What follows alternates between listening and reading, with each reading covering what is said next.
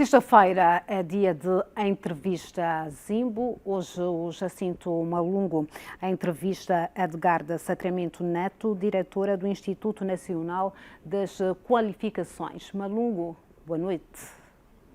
Viva, Tatiana, muito boa noite. É precisamente como adiantas, Angola tem milhares de trabalhadores que aprenderam um ofício na prática, mas que continuam sem diploma e muitas vezes sem acesso a melhores empregos e salários. O Executivo quer mudar esta realidade através do Sistema Nacional de Qualificações e do novo Programa de Reconhecimento, Validação e Certificação de Competências. Para falar sobre este processo, recebemos hoje a diretora do Instituto Nacional de Qualificações, Edgarda Sacramento Neto. Boa noite. Muito obrigado por ter aceitado o nosso convite. Nós é que agradecemos. Vamos começar pelo Instituto. O que é exatamente este Instituto que foi criado há 4 anos? Muito obrigada, boa noite e agradecer a esta solene oportunidade do Ministério da Administração Pública, Trabalho e Segurança Social poder partilhar, no fundo, um programa que já vem sendo implementado desde o PDN 1822, o Programa Estabelecimento do Sistema Nacional de Qualificações, que foi coordenado pela Unidade Técnica de Gestão do Plano Nacional de Formação de Quadros. Nós, neste quinquênio, estamos a dar uma sequência ao programa e, efetivamente, é um eixo transversal do Sistema Nacional de Qualificações, o reconhecimento, a validação e a certificação de competências. Então, este é o momento oportuno e solene para podermos partilhar toda a informação. Muito bem. E o Instituto? Qual é que tem sido, nesses 4 anos, as suas grandes atividades? O Instituto é recente, foi criado à luz do Decreto Presidencial 208/22, de 23 de julho. Daí também estarmos nesta senda, no mês de julho, a fazer a comemoração do 4º aniversário, que vai ser agora no dia 23, e tem também a missão de coordenar o Sistema Nacional de Qualificações, que tem o Quadro Nacional de Qualificações, que deve então ter inseridas as qualificações que os países ministram e têm disponíveis, quer na educação, por via do Ministério da Educação, quer no MAPTES, por via do INEFOP, que também tem aí os centros de formação, e também quer no ensino superior. Quando falamos dos quadros nacionais de qualificações, falamos de um único quadro, uma estrutura, em que todas as qualificações que são ministradas pelos países devem estar refletidas nesse quadro nacional de qualificações. E o país criou um Sistema Nacional de Qualificações. De onde é que surgiu esta necessidade de avançar por este caminho? Jacinto, os países têm os sistemas, há países que têm sistemas implementados já há vários anos. Não é nada de novo. Para a nossa realidade, sim, é uma abordagem, um conceito novo, mas há mais de 100 países que já têm os seus quadros nacionais de qualificações implementados, nomeadamente aqui a nossa República, aqui irmã da África do Sul, comemorou o ano passado 30 anos do Sistema Nacional de Qualificações implementado e, portanto, é uma realidade que o nosso país, sendo parte integrante de várias regiões, aqui da SADC, por exemplo, tem também recomendações às quais deve inserir e, acima de tudo, acolher para que possa, então, também ter essa mobilidade de quadros, conforme recomenda a própria SADC, a mobilidade de pessoas, de quadros e, acima de tudo, da portabilidade e da comparabilidade das qualificações. O que é que traz de vantagens, benefícios para os países? É para nós percebermos que, ao termos uma qualificação, e por isso é que nós falamos em qualificações, por trás deve estar sempre referenciais de formação que possam ser comparáveis, que possam ser equiparados, reconhecidos entre os vários Estados-membros e entre países. Temos o Quadro Nacional de Qualificações. Angola tem o Quadro Nacional de Qualificações, que foi aprovado também no mesmo dia 23 de julho de 2022, à luz do Decreto 210, onde está plasmado o que é que o nosso país deve fazer em termos de coordenação e de estrutura do Quadro Nacional de Qualificações. Este é um movimento que, segundo esteve a dizer, por exemplo, em relação à nossa integração regional, que facilita o entendimento de que competências têm os quadros angolanos vistos de fora dos outros países daqui da região da SADC. Exatamente, exatamente. A abordagem é mesmo essa.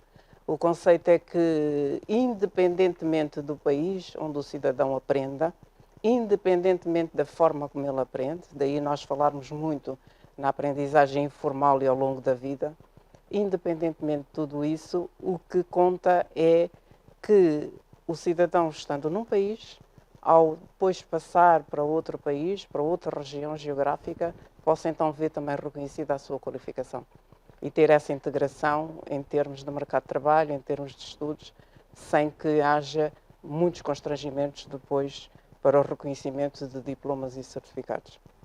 E o sistema que nós temos atualmente, na sua visão, está a aproximar mais os profissionais das empresas, ou porque temos esta grande informalidade ainda, as pessoas aprendem uma coisa na escola e depois não têm uma oportunidade de se inserirem no mercado de trabalho formal e depois meio que as competências ficam perdidas pelo caminho, vão adquirindo outras que depois não têm nenhum tipo de respaldo? Não, a vantagem é que olha-se para a competência. Nós estamos hoje a falar muito de mão de obra qualificada, olhando para uma competência. O que é que eu sei fazer?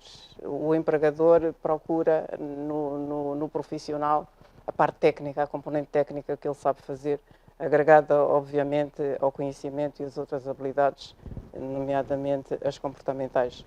Mas quando falamos da qualificação, queremos perceber, naquele certificado em concreto, o que é que aquele técnico sabe fazer. E a qualificação dá essa resposta ao empregador. Porquê? Porque no certificado que Angola vai também, daqui a muito curto, breve prazo de tempo, começar também a implementar, porque é uma recomendação da SADC, nesse certificado também está plasmado o nível e o grau de competência. Por isso é que nós dizemos que as qualificações estão estruturadas por níveis de competências.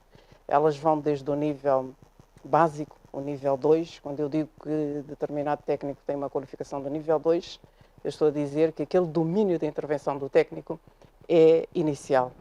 Quando eu digo que o técnico tem uma competência, uma qualificação de nível 6, 7, 8 ou 9 e 10, é uma qualificação de alta complexidade. E, portanto, toda essa literacia, todo esse conceito vem plasmado no certificado. Obviamente fica muito mais transparente, perdão, mesmo em termos de recrutamento para o empregador, convém perceber se ele é um carpinteiro de nível 3, obviamente ele está num nível médio de exigência em termos de desenvolvimento da sua competência. E se ele tiver então um nível, quanto mais elevado o nível, mais elevada também é a sua competência e a sua habilidade técnica. Mas e aqui olhemos para o reconhecimento, validação e certificação de competências. Primeiro perceber o que é isto na prática e como é que as pessoas serão avaliadas, por exemplo. É um programa que foi aprovado. Primeiro, também fazer aqui um enquadramento para que a audiência faça também connosco este percurso mental do que é que estamos a falar. É preciso nós termos em mente que há um Sistema Nacional de Formação Profissional e há também a parte académica do Ministério da Educação, que também ministra esta parte toda da formação do ensino técnico profissional. O que é que nós trazemos aqui que é tão falado agora? É a possibilidade de quem nunca frequentou um centro de formação profissional, e nós temos milhares de cidadãos que não tiveram essa oportunidade, por qualquer vicissitude da vida, não interessa agora, quem nunca se sentou numa escola para aprender, quem nunca esteve num centro de formação, tem também a oportunidade agora de ver reconhecida a sua competência. Onde é que estão esses milhares de cidadãos? Obviamente estão no mercado informal. Sim. Muitos de nós não tivemos essa oportunidade, mas não foi por esse desajuste, desalinhamento da nossa vida que não trabalhamos. Então nós continuamos a trabalhar. e temos uma caminhada, um percurso, temos estado agora a constatar isso à medida que os candidatos vão chegando e vamos nos apercebendo que nós temos cidadãos com 10, 15, 20, 25, 30 anos de experiência no mercado informal.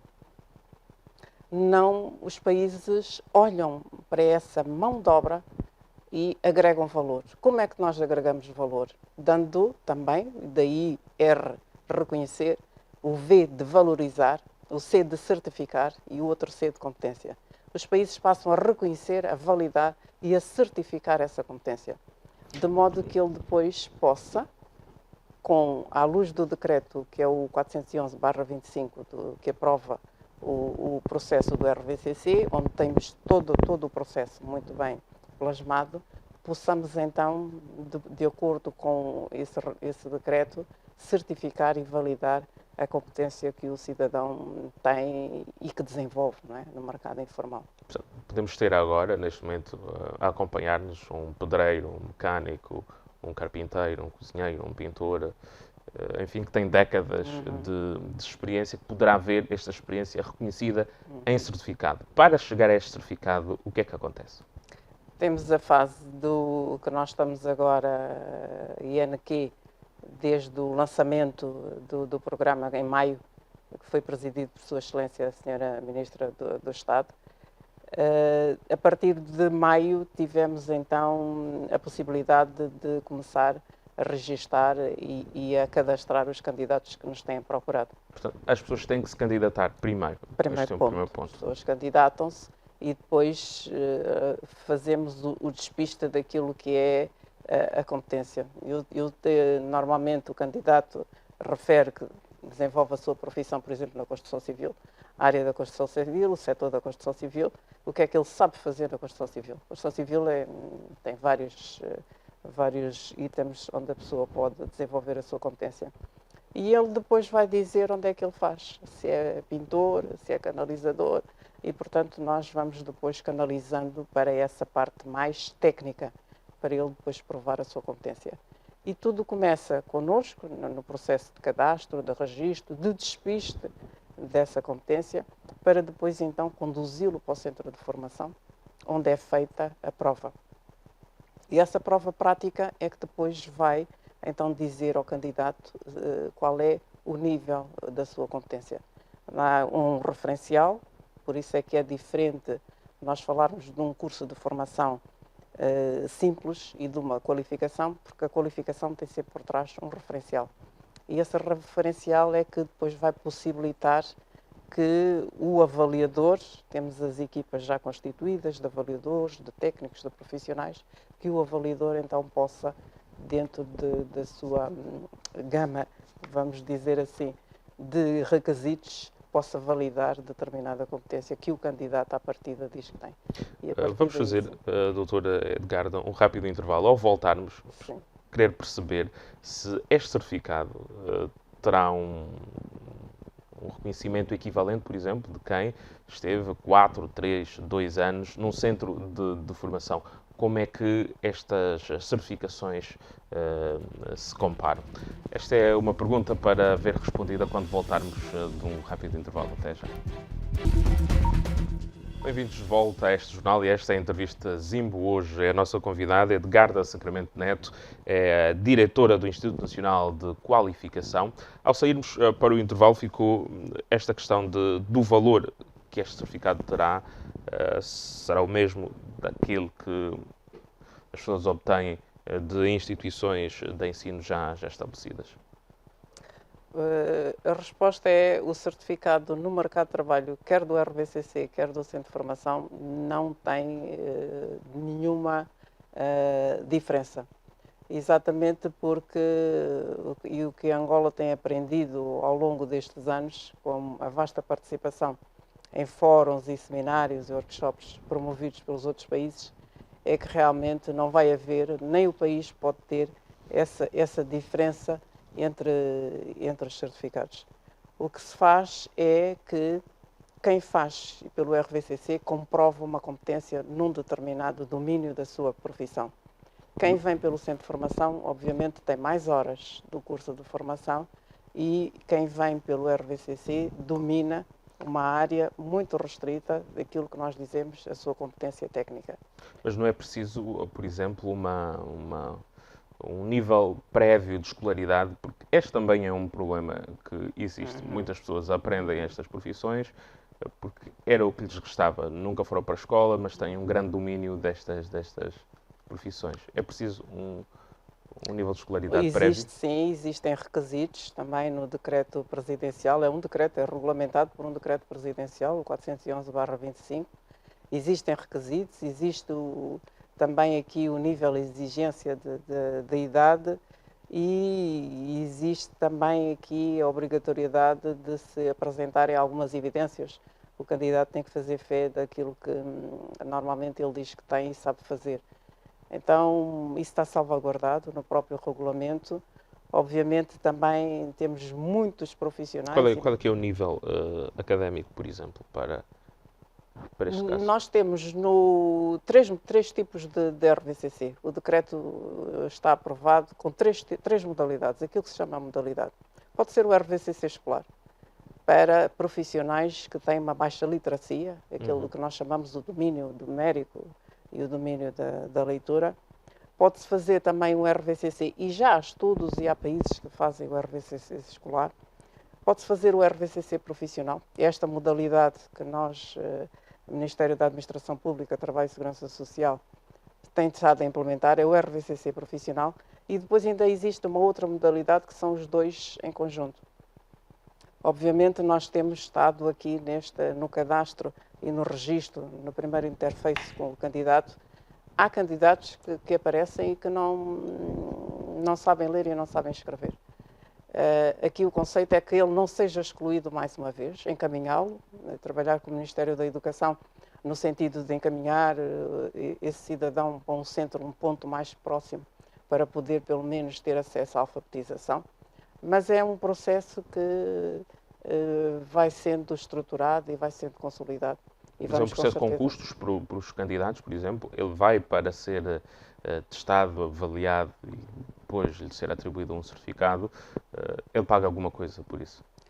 Os países com muita experiência dizem que o RVCC o Estado deve assegurar. E nós, a República de Angola, tem sido muito felicitada exatamente pelo Executivo angolano que teve essa visão estratégica no sentido de ter os principais requisitos que são solicitados aos Estados-membros, que é a governança, termos o Sistema Nacional de Qualificações bem enquadrado em termos estratégicos. Como é que nós fizemos isso? Como é que o Executivo fez? Por via dos dois PDNs, quer no PDN 17-22, quer no PDN 23-27, em que estava muito bem definida a implementação do Sistema Nacional de Qualificações. Temos também definido o Sistema Nacional de Qualificações no Angola Capital Humano, o 2330, e temos também ainda na Agenda Nacional do Emprego. Portanto, aqui, a nível estratégico, a nível do Executivo, muito bem planificada e consolidada é aquilo que é a estrutura do Sistema Nacional de Qualificações. E depois temos... As empresas estão a ser contactadas e informadas sobre este processo que está em marcha, porque depois os candidatos quererão apresentar a empresas, no caso de saírem do setor informal, estas certificações. Estão, sim senhora. Nós temos vindo a fazer a INQ, começamos em janeiro, começamos no dia 5 de janeiro, a fazer aquilo que se chama uma ronda, a perceber qual é a necessidade e como é que as empresas olhariam para esse processo, sobretudo como é que aceitariam os candidatos que fossem provenientes desse processo. E, ao contrário do que a nossa primeira percepção, tem sido bastante receptivo.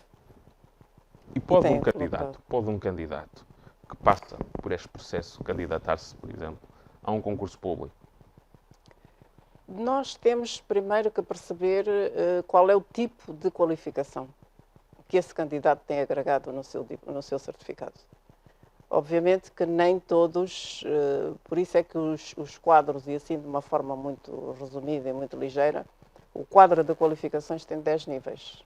10 níveis porquê? Porque a nível da região da SADC, todos os Estados-membros têm quadros com 10 níveis de qualificação, para também proporcionar essa melhor comparabilidade de qualificações. Se o cidadão traz uma qualificação de nível 2, vamos ver qual é o tipo de concurso público onde ele pode inscrever-se, onde ele pode participar.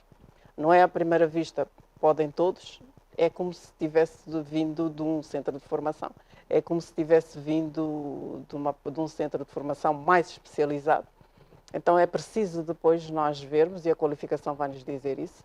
Se for uma soldadura de nível 5, obviamente pode depois candidatar-se por via de concurso público, mas quem vai ditar a regra se pode ou não ingressar no concurso é, acima de tudo, a qualificação que traz no certificado.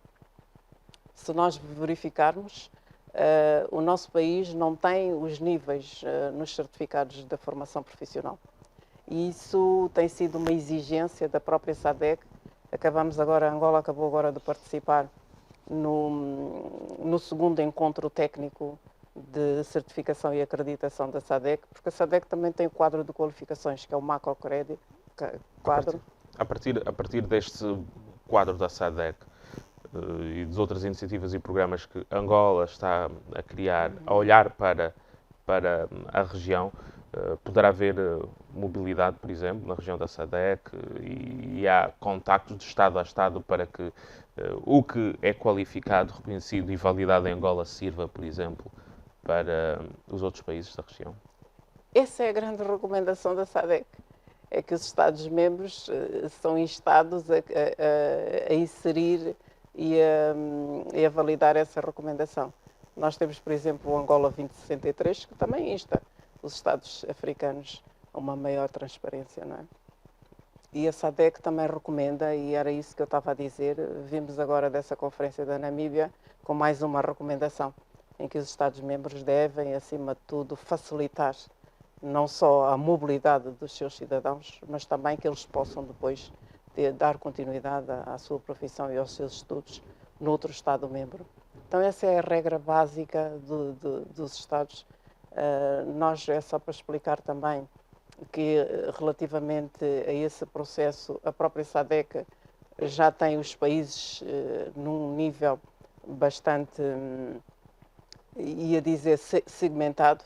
Temos, por exemplo, aqueles países que já deram um pulo nessa parte do alinhamento entre as qualificações com outros Estados. Mas como nós estamos em níveis diferentes, há esta abertura, efetivamente, por parte dos países em reconhecer uma qualificação de um país que está agora a dar os meus passos comparativamente a outros que já têm 3 décadas deste tipo de trabalho? Muita abertura mesmo. Surpreendentemente, eu digo surpreendentemente, porque todas as vezes que nós vamos a esses encontros e a esses fóruns, há sempre um incentivo para que a Angola lidere todo esse processo. E realmente nós temos aqui um constrangimento e que a miúdo vamos ter que ultrapassá-lo, que é o quadro de qualificações de Angola não tem ainda integrado os descritores de nível do ensino superior. Ou seja, os descritores de nível é o grau de complexidade de determinada competência. E vão desde o nível muito básico, saber manusear uma simples ferramenta, até ao nível mais especializado, que é o nível de complexidade máxima, que é o nível 10. Então, o quadro de qualificações reservou os últimos níveis, o 7, 8, 9, 10, para o ensino superior, e até ao momento Angola precisa, e é uma outra recomendação que traz também da SADC, imediatamente concluir todo esse processo de inscrição dos inscritores de nível, porque temos tudo pronto. Angola é o país que tem todos os requisitos para a referenciação do seu quadro com os outros quadros, incluindo o quadro da SADC, completamente preenchidos, à exceção da integração dos descritores de nível do ensino superior. E por isso é que nós ainda não estamos no processo de referenciação do quadro de qualificações com os outros quadros.